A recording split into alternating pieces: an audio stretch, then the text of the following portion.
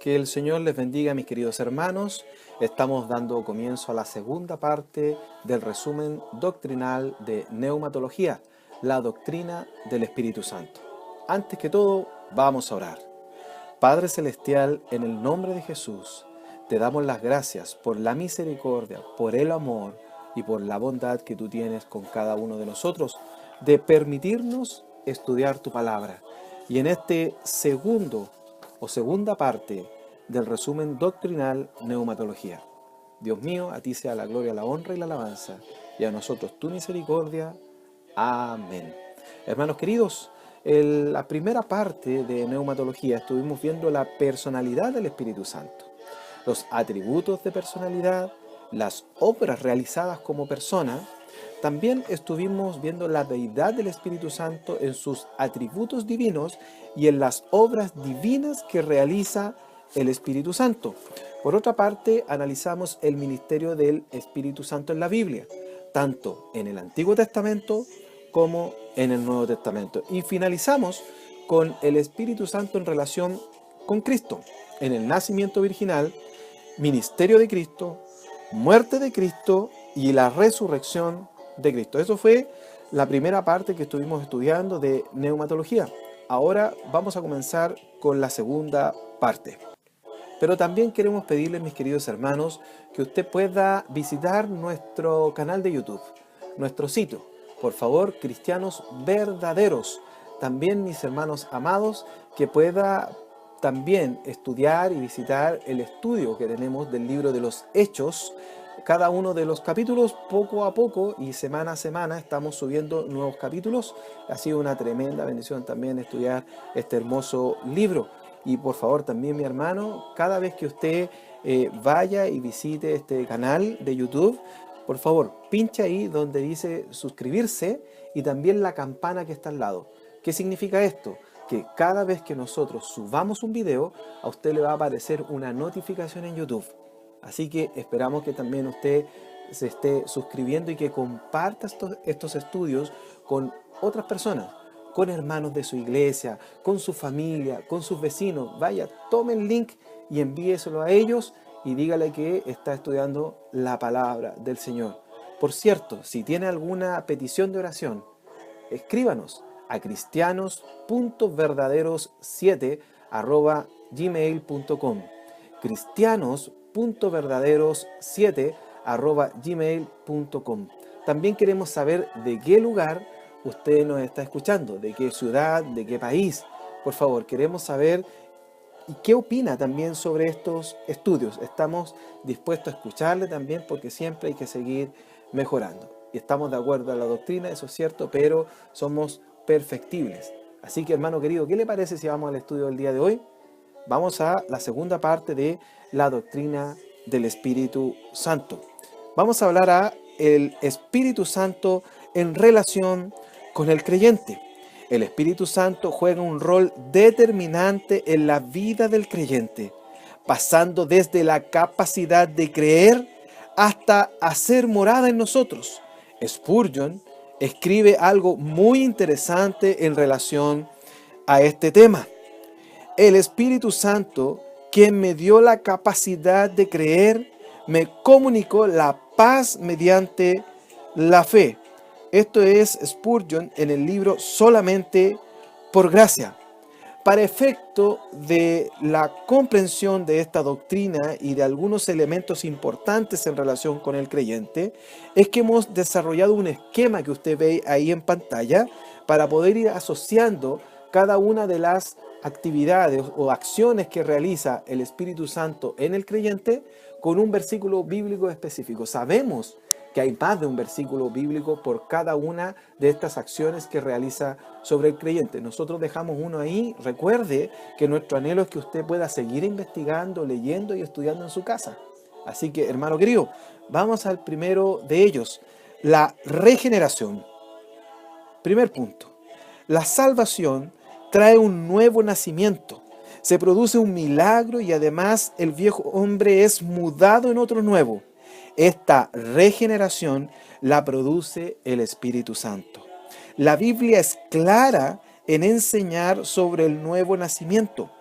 Revisemos lo que dice la carta del apóstol Pablo a Tito en el capítulo 3, versículo 5. Este versículo lo hemos tocado varias veces en este estudio de neumatología y el día de hoy lo aplicamos en el área de la regeneración. Dice la palabra del Señor en el nombre de nuestro Señor Jesucristo. Nos salvó no por obras de justicia que nosotros hubiéramos hecho, sino por su misericordia, por el levantamiento de la regeneración y por la renovación en el Espíritu Santo. Paul Enns y Vine dicen lo siguiente respecto de la regeneración. Enns, en el compendio Portavoz de Teología, dice lo siguiente, cito textual: nos salvó no por obras de justicia que nosotros hubiésemos hecho, sino por su misericordia, por el lavamiento de la regeneración y por la renovación del Espíritu Santo. Y Vine dice lo siguiente en su diccionario expositivo, cito textual: la regeneración destaca el inicio de un nuevo estado de cosas en contraste con el viejo. Entonces, el hombre es mudado en uno nuevo. Una regeneración es un renacimiento, algo totalmente distinto, algo nuevo. Lo viejo pasó y viene algo nuevo. Puede revisarlo usted ahí en pantalla, mi querido hermano. Vamos al segundo o a la segunda acción que realiza el Espíritu Santo en nuestras vidas. Segunda acción es el bautismo. Y vaya que se ha hablado respecto de esto, del bautismo del Espíritu Santo. Hay muchas fuentes de información al respecto, pero recordemos, mi querido hermano, que para poder estudiar la Biblia debemos ver y tenemos que ver el contexto. Es fundamental que usted lea el entorno del pasaje, no sacar un pasaje y leerlo por sí solo. Este pasaje está inserto en una sección de la Biblia, esa sección en un capítulo, el capítulo está inserto dentro de un libro que tiene un propósito, ese libro está inserto en un testamento, ya sea antiguo o nuevo, y obviamente en relación a la Escritura. Bien, se han dicho muchas cosas respecto del bautismo del Espíritu Santo. Nosotros vamos a plantear y vamos a estudiar lo que creemos en relación al bautismo del Espíritu Santo. El bautismo del Espíritu Santo es una obra de Dios por medio de la cual cambia la posición del nuevo nacido. Esta persona que es regenerada cambia de posición. Se genera la unión con Cristo y con otros creyentes en el cuerpo de Cristo, que es la iglesia. La primera carta a los Corintios, en el capítulo 12, versículo 13, evidencia esta verdad. Bien, dice la palabra del Señor en el nombre de nuestro Señor Jesucristo. Porque por un solo espíritu fuimos todos, ¿qué mi hermano? Bautizados en un cuerpo, sean judíos o griegos, sean esclavos o libres, y a todos se nos dio a beber de un mismo espíritu. Bien, en el fondo es que toma al nuevo nacido y lo inserta en el cuerpo, pasa a formar parte de la iglesia. Eso es el bautismo. Fuimos bautizados todos en un mismo cuerpo. No existe diferencia ya solamente judíos, sino que ni griego ni judío, ni hombre ni mujer, ni libre ni esclavo, ni niño ni adulto, o joven o niño. Simplemente el Espíritu lo que hace es insertarnos en el cuerpo y por eso pasamos a formar parte de la iglesia. John MacArthur lo explica de la siguiente manera en su programa Gracia a vosotros. Dice lo siguiente y cito textual: ahora eso es lo que el bautismo del Espíritu hace. Toma una persona en la salvación y la coloca en el cuerpo. Finalmente, mencionar que esta es una obra que comienza con el nacimiento de la iglesia. Específicamente en el libro de Hechos cuando se cumple la promesa de Jesucristo a sus discípulos, que enviaría al Espíritu Santo para bautizarlos. Esto está en el libro de los Hechos, capítulo 1, acompáñame mi hermano, Hechos, capítulo 1, versículo 5. Dice así: antes de ascender el Señor, le da instrucciones a los discípulos en el libro de Hechos, pero dice lo siguiente, o recuerda lo que había dicho antes, porque Juan ciertamente bautizó con agua, mas vosotros seréis bautizados con el Espíritu Santo dentro de no muchos días. Esto comenzó ahí. Ryrie lo menciona de esta forma en su libro El Espíritu Santo. Cito textual: bíblicamente no hay mención de que esta obra del Espíritu, la del bautismo, haya sido conocida en el Antiguo Testamento. Es una obra que hace el Señor y que está relacionado con el misterio que aparece en el libro de Efesios. Este misterio que es la iglesia. Toma un creyente y lo inserta en la iglesia sin diferencia entre hombre o mujer, libre o esclavo, judío, griego, niño o adulto. Es insertado. Eso es el bautismo del o por el Espíritu Santo. Hermano querido, me gustaría también que si usted tiene dudas, por favor, escríbanos a cristianos.verdaderos7 cristianos.verdaderos7@gmail.com. ¿Vamos al siguiente? ¿Qué le parece, mi hermano? Usted puede ir verificando en pantalla cada uno de los puntos que estamos viendo. El siguiente de ellos, el Espíritu Santo en relación con el creyente, morada. Hace morada. Bien, hay dos tipos de morada, una que está en el Antiguo Testamento y otra que está en el Nuevo Testamento, de acuerdo a cómo Dios ha ido obrando en su revelación progresiva. Bien, vamos al primero de ellos, ¿cierto? Y esto es en el Antiguo Testamento, y ubique el libro de Salmos en el número 51. Salmos 51. Y téngalo ahí, mi hermano. Téngalo ahí, mi hermana. Ya vamos a ir al texto. El Espíritu Santo obraba y obra de distintas maneras. Y en el Antiguo Testamento, distinto al Nuevo Testamento en algunos aspectos. Pero en cuanto a su morada, en los creyentes, era en el Antiguo Testamento temporal y selectiva. Vemos cuando abandona a Saúl en Primera de Samuel 16:14. Vamos allá, mi hermano, a Primera de Samuel 16:14. Dice ahí: y el espíritu de Jehová se apartó de Saúl, y le atormentaba un espíritu malo de parte de Dios. El Espíritu Santo era selectivo y se apartaba, abandonaba a las personas, era temporal.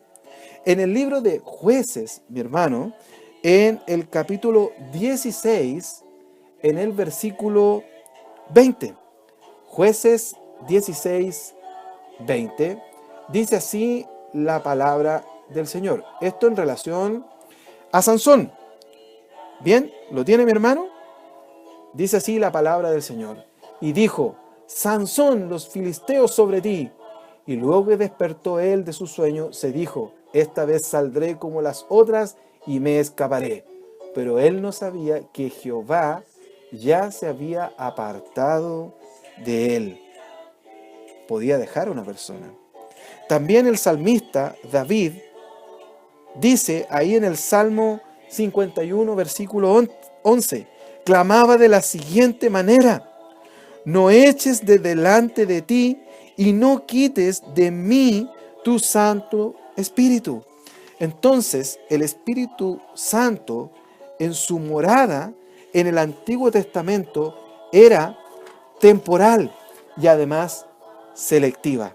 Podía apartarse de las personas, obraba de esa manera. Mas en el Nuevo Testamento hace morada en los creyentes de manera permanente. El Espíritu Santo habita en los nacidos de nuevo, pero de manera distinta a los que ocurría en el Antiguo Testamento. Jesús lo deja plasmado en el Evangelio según San Juan, en el capítulo 14, versículo 16. Dice así en el nombre de nuestro Señor Jesucristo: y yo rogaré al Padre y os dará otro Consolador, para que esté con vosotros para siempre. El Espíritu Santo estaría para siempre. Por primera carta a los Corintios, capítulo 3, versículo 16. Es explícita en mostrar esta realidad. Bien, leámoslo. Dice así la palabra del Señor: ¿no sabéis que sois templo de Dios y que el Espíritu de Dios mora en vosotros? En 1 Corintios 6, 19 dice así en el nombre de nuestro Señor Jesucristo: ¿o ignoráis que vuestro cuerpo es templo del Espíritu Santo, el cual está en vosotros, el cual tenéis de Dios y que no sois vuestros? Bien, Ryrie, en su libro El Espíritu Santo, lo describe de la siguiente manera. Abre comillas: en la era actual el Espíritu Santo mora en todos los cristianos, pero solo en ellos. Cierra de comillas. Hermano querido, hermana, usted que me está escuchando ahí, quiero ser enfático en este comentario. En una dispensación distinta, en una etapa distinta, en una administración distinta a la forma de obrar que tuvo en el Antiguo Testamento. Para los creyentes actuales, el Espíritu Santo no retira, no se retira, no se va. Viene a vivir permanentemente en nuestras vidas. Y glorifico al Señor por eso. ¡Qué tremenda bendición, mi hermano, mi hermana! Siguiente obra del Espíritu Santo en relación con el creyente, el sello. ¡Qué tremenda obra! El sello de Él o por el Espíritu Santo corresponde a una marca de identificación de propiedad de parte de Dios que tienen todos los regenerados, todos los nacidos de nuevo, que los identifica con Dios y da muestra que pertenece al grupo de creyentes redimidos. En Efesios, en el capítulo 1, versículo 13, podemos encontrar esta gran y hermosa verdad. En el nombre de nuestro Señor Jesucristo. En Él también vosotros, habiendo oído la palabra de verdad, el evangelio de vuestra salvación, y habiendo creído en Él, fuisteis sellados con el Espíritu Santo de la promesa. El Espíritu Santo es las arras de nuestra herencia, una garantía de las promesas hechas por Dios a todo creyente. Indica que pertenecemos a Dios, somos sellados hasta el día de la redención final. El hermano Samuel Pérez Millos lo describe de la siguiente manera en el comentario exegético al texto griego del Nuevo Testamento del libro de Efesios. Cito textual: el sello del Espíritu implica que el creyente pertenece a la familia de Dios y que es suyo, comprado al precio de la sangre de Jesucristo. John MacArthur, en el comentario MacArthur del Nuevo Testamento del libro de Efesios, dice lo siguiente, abre comillas: el sello del Espíritu de Dios en el creyente tiene 4 significados: seguridad, autenticidad, propiedad y autoridad. Esto, hermano querido, tiene mucha relación a la tradición que había con los reyes cuando querían dejar una marca que no podía ser rota. Ellos venían con su anillo real, con lacre, que es una especie de cera que se calentaba y luego al endurecerse tenía la forma con que se marcaba. Venía el rey, calentaba el lacre, lo ponía en una carta, ponía el sello de su anillo y nadie podía romper eso. Solamente el destinatario. Era la seguridad que la carta o la misiva llegara tal como el rey la había escrito. O lo hicieron también así cuando sellaron la tumba de nuestro Señor Jesucristo. Pusieron el sello. Esto es. Pero esto es un sello distinto. Lo hace el Espíritu Santo en nosotros, diciendo que somos propiedad de Dios y nos garantiza con ese sello hasta el día de la redención. Gloria a Dios por eso. ¿Sabe lo que significa, mi hermano? Que Él vive en forma permanente y que Él nos ha sellado, que nuestra salvación no se pierde. Gloria a Dios por eso. Ya vamos a estar hablando de la salvación en una doctrina más adelante. Bien, vamos al siguiente, mi hermano. La llenura del Espíritu Santo. Qué gran tema este, ¿no? Mucho se ha hablado. Libros completos hablando de la llenura. La palabra que se utiliza para llenar entrega la idea del viento que infla las velas o llena las velas de una embarcación, moviéndose ésta en la dirección que el viento la lleva. Entonces la llenura del Espíritu Santo corresponde al control que tiene Dios sobre la vida de cada creyente, el cual es el resultado de rendir la vida ante el Eterno por medio de una vida entregada a la palabra de Dios. En el libro de Efesios, capítulo 5, versículo 18, genera el contexto de lo explicado recientemente. Dice en el nombre de nuestro Señor Jesucristo: no os embriaguéis con vino, en el cual hay disolución, antes bien sed llenos del Espíritu Santo. El contexto de este versículo se desarrolla en un desorden que se produce producto de la embriaguez, la cual afecta la conducta. Si una persona está bajo los efectos del alcohol, es controlado por él. Además de lo anterior, las iglesias paganas en Efeso se entregaban al alcohol porque creían que de esta manera tenían contacto con esos dioses paganos que ellos servían. Por el contrario, Pablo, por medio del Espíritu Santo, da una orden de ser llenos. Es una obligación del creyente entregar su vida al control del Espíritu Santo. John MacArthur lo expresa de la siguiente manera en su programa Gracia a vosotros. Cito textual: ser llenos del Espíritu es vivir momento a momento bajo el control del Espíritu Santo. Gloria a Dios por eso. ¿Cuánto se necesita ser llenos del Espíritu Santo? Bien, nos va quedando menos, hermanos, con esta obra del Espíritu Santo en relación con el creyente. Vamos al siguiente. Los dones. El Espíritu Santo ha capacitado a la iglesia de una manera especial, con el objetivo de desempeñar las actividades que Dios ha determinado en su soberanía. Este equipamiento especial es un regalo que entrega a cada creyente en forma específica. Primera de Corintios, capítulo 12, versículo 11, lo explica. Vamos, mi hermano, ahí a la primera carta de los Corintios. Primera carta de los Corintios 12, 11.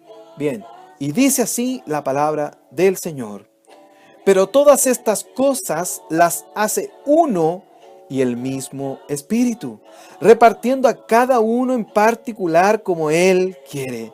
En cuanto al uso de los dones, podemos enfatizar que el don no es un fin en sí mismo, sino un medio para beneficiar a la propia iglesia. Por lo tanto, mi querido hermano, hay personas que se jactan diciendo que tienen este u otro don, pero la verdad es que el don no es lo importante acá. El don es un medio para ejecutar la orden de Dios o lo que Dios ha encomendado. Con estos dones también beneficia a los incrédulos, ¿cierto, mi hermano? Porque utiliza los dones que da la iglesia para predicar a los no creyentes. Utiliza los dones que hay en la iglesia para hacer misericordia a los no creyentes. Es así, mi hermano. Dios pone los dones en la iglesia. John MacArthur lo enseña de la siguiente manera en su comentario MacArthur del Nuevo Testamento de Primera de Corintios. Cito textual: Dios nos da sus dones a nosotros para otros. Quedamos personalmente bendecidos cuando usamos nuestros dones en el poder del Espíritu para servir a otros en su nombre. Pero esa bendición es una consecuencia. no es el propósito. Por lo tanto, mi hermano amado, el don no es un fin, es un medio para bendecir a la iglesia e incluso a los no creyentes. De acuerdo a los cambios de administración que se producen producto de la revelación progresiva, no todos los dones están vigentes, mis hermanos. En el día de hoy, en esta relación directa a la revelación que Dios hace y establecida por Dios, veamos los dones no vigentes. La vigencia de los dones se debe analizar por medio de la Biblia y considerando las dispensaciones, etapas o administraciones que se está viviendo irregularmente para confirmar una nueva revelación, y a la persona que entregaba el mensaje existen periodos especiales en que Dios capacitó a hombres para hacer milagros. Por ejemplo, Moisés y Josué, Elías y Eliseo, Jesús y los apóstoles. Y quiero decirle algo, mi hermano querido, algo especial respecto de esto, que los periodos aproximados son un poco más, un poco menos. Este de Moisés y Josué son alrededor de 70 años. Entre Elías y Eliseo, alrededor de 70 años. Y Jesús y los apóstoles, alrededor de 70 años. Son etapas especiales donde Dios obró con portentosos milagros en estos condensados periodos de tiempo, simplemente porque Dios quería revelar algo distinto, iniciando una etapa o algo especial. Pero no es la tónica de toda la Biblia. No es así. Usted ve que hacia el final del Nuevo Testamento no se ven tantas sanidades y milagros. Por ejemplo, un buen tema, ¿no? Bien, sigamos con lo que estamos diciendo. Cuando ponemos en la balanza en el Antiguo Testamento y el Nuevo Testamento, los problemas se producen principalmente ¿dónde? En el Nuevo Testamento, ya que se entiende que el cambio de administración, pero el continuismo de los dones se malentiende por una incorrecta observación de la Biblia. En primera instancia nos centramos en la vida de Jesucristo en su ministerio. En Isaías capítulo 61, en el primero y el versículo 2, habla la primera parte de su ministerio o el ministerio del Mesías en la tierra. Luego en Lucas 4, 16 al 21 se cumple esta escritura cuando el Señor lee en la sinagoga. Cuando Jesús lee esta porción en la sinagoga y él mismo confirma que la escritura se cumplía delante de los asistentes, en Isaías capítulo 35, versículos 5 y 6, se muestran señales del futuro de Israel en el establecimiento del reino. Luego en Mateo capítulo 11, versículo 3 al 5, Jesús responde a los discípulos de Juan por las cosas que ellos veían y escuchaban, que calza en parte con el pasaje de Isaías. Todo el anterior argumento es para demostrar que esas señales eran las que evidenciaban que Jesús era el Mesías. El segundo punto es que las señales apostólicas en Marcos capítulo 16, versículo 20, predicaban los apóstoles y eran confirmados con las señales que le seguían. Esto usted lo ve en 1 Corintios capítulo 12, versículo 12. Habla directamente de las señales de los apóstoles, señales, prodigios y milagros. En Hebreos capítulo 2, versículo 3, destaca que Dios testifica con señales, prodigios y diversos milagros. Estos dones que con mayor frecuencia entran en conflicto para quienes interpretan de otra manera. John MacArthur lo dice de la siguiente manera en su programa Gracias a vosotros y los dones espirituales temporales. Cito textual: las señales y milagros en la vida de Cristo certificaron el hecho de que estaba hablando de parte o por parte de Dios, y lo mismo fue el caso de los apóstoles. No tenían otro estándar, no tenían la palabra escrita de Dios, todavía no estaba acumulado el estándar del Nuevo Testamento, no había sido terminado, mi hermano. Entonces las señales se volvieron la confirmación de la palabra. En el fondo, mi querido hermano, las señales que hacen es validar el mensaje que se entrega y al mensajero. Esto indicaba que venía de parte de Dios porque se cumplía lo que decía o lo que dice la Escritura. Bien, mi hermano, Vamos ahí, algunos dones son una característica de la iglesia naciente. Eran muy necesarios para el establecimiento de esta etapa de la revelación, pero que fueron disminuyendo al completar el Nuevo Testamento, como se puede observar en 1 Corintios capítulo 13, versículo 8 al 10. Los dones no vigentes son milagros, sanidades, lenguas, interpretación de lenguas, palabra de sabiduría y palabra de ciencia. Bien, mi hermano, y algunos se preguntará, bueno, ¿Dios no obra en sanidades el día de hoy? ¿Dios no hace milagros el día de hoy? Pero por cierto que sí, mi hermano, los hace. Pero no hay dones en los hombres. Es Dios el que obra directamente en las personas y hace los milagros. Quizás puede ser el don de fe el que actúa, pero Dios sí que hace milagros, pero no está en una persona. Recuerde que son señales que validan el ministerio que se está ejecutando, validan el mensaje y al mensajero. Vamos a los dones vigentes. El de servicio, que es una ayuda práctica en el ministerio. Romanos 12:7. El don de enseñanza corresponde a la capacidad de entender la palabra de Dios para después exponerla y enseñarla de manera clara. Romanos 12:7 y Hechos 5:42. También tenemos la exhortación. Sirve para motivar a acción al pueblo de Dios por medio de su palabra. Romanos 12:8.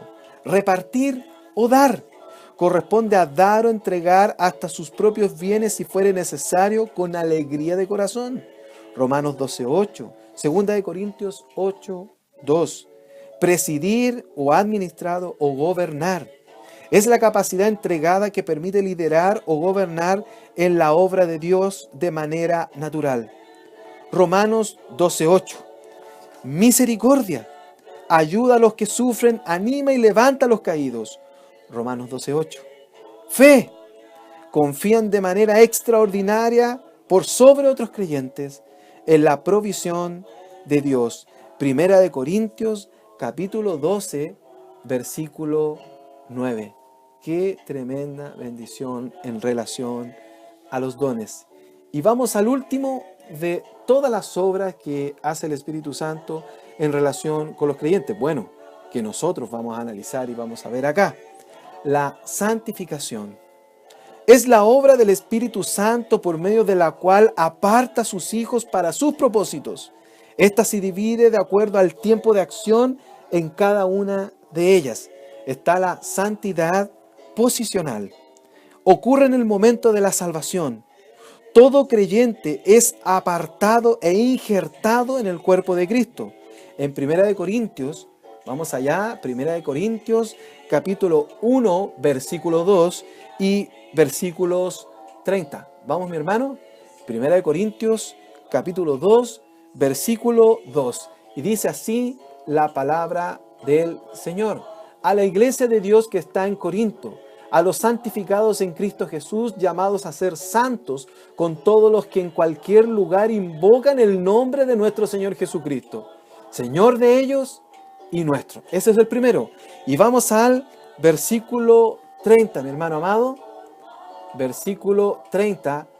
Mas por Él estáis vosotros en Cristo Jesús, el cual nos ha sido hecho por Dios sabiduría, justificación, santificación y redención.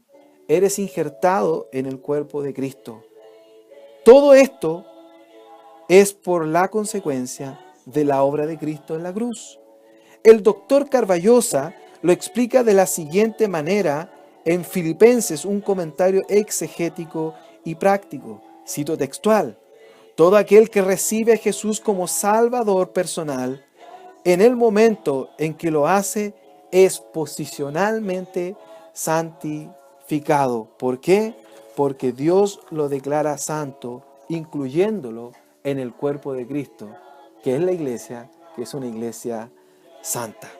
Y está el segundo tipo de santidad, que es la santidad progresiva.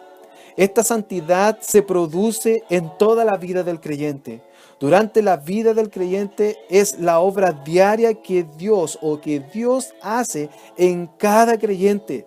La santidad progresiva es una orden que nos entrega el Eterno. En 2 Corintios capítulo 7 versículo 1 podemos observar lo expuesto. Así que, amados, puesto que tenemos tales promesas, limpiémonos de toda contaminación de carne y de espíritu, perfeccionando la santidad en el temor de Dios. El hermano Samuel Pérez Millos lo explica de la siguiente manera en el libro Exégesis Bíblica y Bosquejos para Predicadores en Primera de Juan. Cito textual: la transformación ahora es progresiva y paulatina, aproximando al creyente a la realidad de la imagen de Cristo. Y esto cita a 2 Corintios capítulo 3, versículo 18. Y el tercer tipo de santidad es la perfecta, o también llamada glorificación. Esto es en el cielo. Es un acto milagroso de parte de Dios en el cual el creyente será transformado totalmente, desde nuestra naturaleza pecaminosa a una semejante a la de Cristo. Vea usted ahí en 1 de Juan, capítulo 3, versículo 2. El Señor se presentará o presentará a sí mismo una iglesia gloriosa en Efesios 5, 26 y 27. Seremos glorificados juntamente con Cristo en Romanos 8, 17 y en Colosenses 3, 4. ¿Qué le parece, mi hermano, si leemos ese? Colosenses 3, 4 dice: cuando Cristo, vuestra vida, se manifieste, entonces vosotros también seréis manifestados con Él en gloria. Pablo anhelaba la redención del cuerpo, Romanos 8, 23 al 25. Este acto ocurrirá en el arrebatamiento. Primera de Tesalonicenses capítulo 4, versículo 3 al 18. Y Primera de Corintios 15, 51 al 57. Francisco Lacueva lo expresa de la siguiente manera en el curso práctico de teología. Cito textual: el toque final de la santificación es la glorificación, que Pablo llama la redención de nuestro cuerpo. Y John MacArthur lo dice de la siguiente manera en el comentario MacArthur del Nuevo Testamento de Romanos. Abre comillas: semejantes al Hijo de Dios perfecto y sin pecado, quien cargó con nuestro pecado a fin de que nosotros pudiésemos participar no solamente de su justicia, sino también de su gloria. Qué tremenda bendición, mi hermano querido. El Espíritu Santo en relación con el creyente. La regeneración, el bautismo, la morada, el sello, la llenura, los dones y la santificación. Gloria al Señor, mi hermano amado. Gloria al Señor. Estamos concluyendo. Terminamos la doctrina del Espíritu Santo. Hermano querido, queremos que nos escriban. Escríbanos a nuestro correo cristianos.verdaderos7@gmail.com cristianos.verdaderos7@gmail.com. Hermano querido, y mi hermano, también visite nuestro sitio web, nuestro canal de YouTube. Visítenos y pinche suscribir para que le lleguen las notificaciones cuando estemos subiendo nuestros videos. Hermano querido, hermana, vamos a orar. Padre Celestial, te damos las gracias, Señor, por tu misericordia, por tu amor y por tu bondad. Ha sido bueno una vez más y nos permite estudiar esto tan maravilloso que es la doctrina del Espíritu Santo. Señor amado, por todo lo que se ha hecho, a ti sea la gloria, la honra y la alabanza, en el nombre de Jesús. Amén.